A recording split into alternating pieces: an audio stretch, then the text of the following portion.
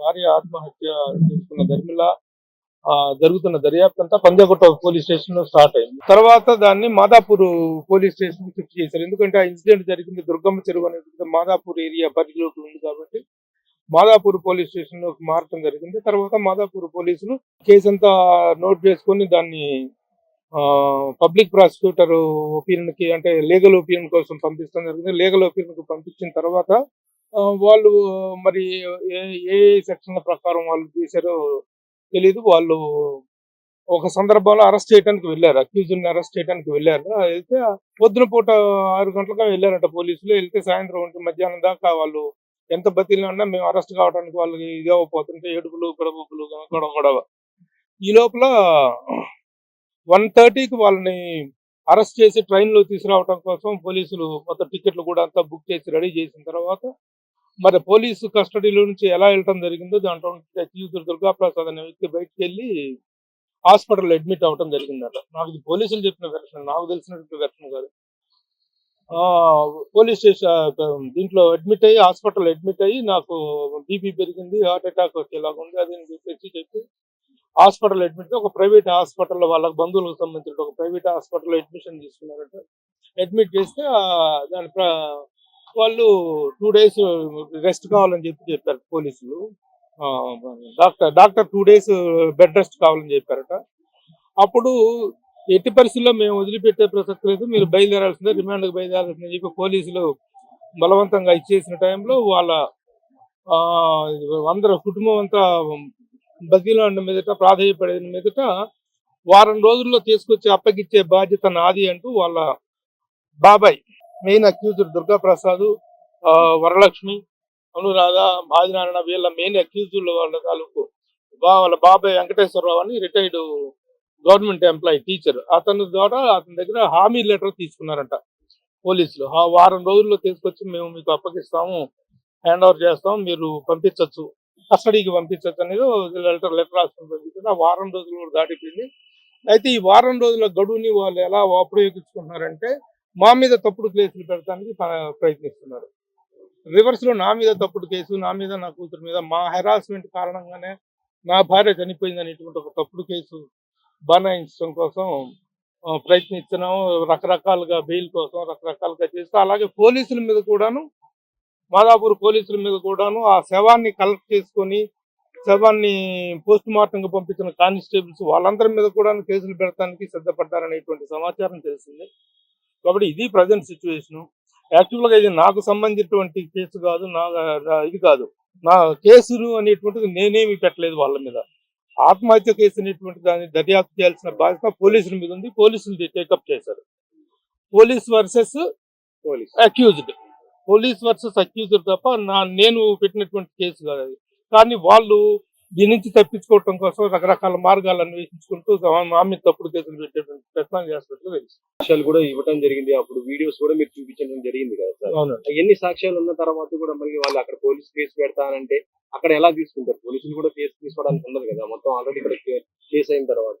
ఇక్కడ Madhapur police station వచ్చి Madhapur police station లో నా మీద వరకట్నం కేసు పెడతానికి ప్రయత్నించారనేటువంటి చేశారట. పెళ్ళై 37 సంవత్సరాలు అయింది. నాకు 2 కుమార్తెలు, 2 కూతుర్లకు పెళ్లిళ్ళు అయిపోయినాయి. మనవడు మనవరాలు, నా మనవరాలకు 13 ఏళ్ళు.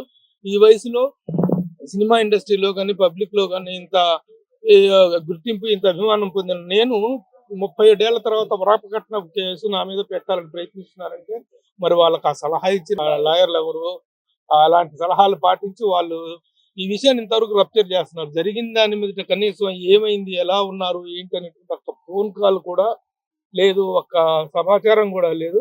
కానీ ఈ ప్రయత్నాలన్నీ మాత్రం ముమ్మరంగా జరుగుతున్నట్టుగా తెలిసింది. ఇదే విషయాన్ని నేను మాదాపూర్ పోలీస్ స్టేషన్ దగ్గరికి వెళ్ళి ఏం సార్ ఏం జరిగింది, వాళ్ళే నన్ను పిలిపించారు. సార్ మీ మీద వరకట్నం కేసు బుక్ పెట్టారండి, మీ వాళ్ళు హెరాస్మెంట్ కేసు పెట్టారు మీ మీద, మీ చిన్నమ్మాయి మీద అని చెప్తే దిగ్భ్రాంతి, షాక్ అయిపోయాను నేను. షాక్ అని నా మీద నవ్వు వచ్చింది.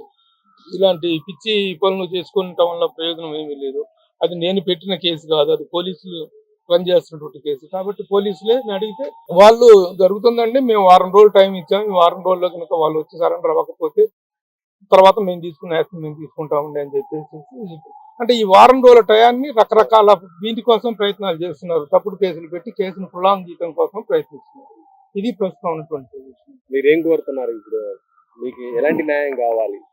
ఎలాంటి న్యాయం అంటే నేను మొదటి నుంచి కూడాను వీళ్ళని దోషించాలని వీళ్ళని శిక్షించాలని చెప్పి నేను వ్యక్తిగతంగా ఎప్పుడూ అనుకోలేదు. ఎందుకంటే నా భార్యకే నేను చెప్తూ వచ్చాను, తప్పు అనేది ఎవరి దగ్గర ఉంటే అన్యాయం అనేది ఎవరి దగ్గర ఉంటే వాళ్ళే ఇదైపోతారు.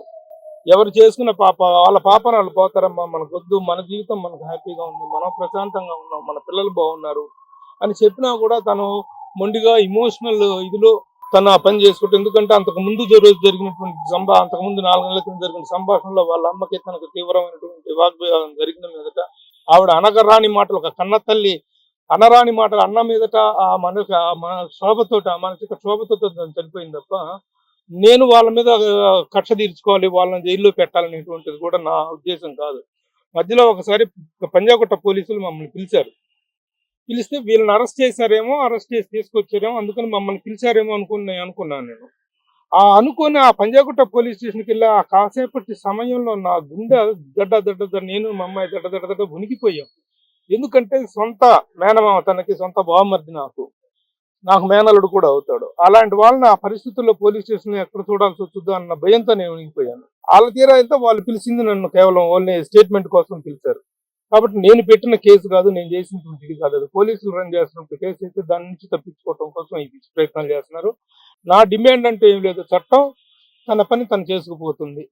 నా మీద ఇలాంటి తప్పుడు కేసులు పెట్టి పిచ్చుకోవడం చేయొద్దని చెప్పడమే తప్ప చట్టం ఎందుకు వదిలిపెడుతుంది? దాని మీద క్లియర్ గా చాలా స్పష్టంగా మరణ వాంగ్మూలంలో తను పేర్కొంది కదా. చట్టం ఇది చేస్తే దాన్ని నేను వెల్కమ్ చేస్తాను. అది మై డిమాండ్. నేను చట్టం తన పని తను ఖచ్చితంగా చేస్తుందన్న నమ్మకంతో ఉన్నాను.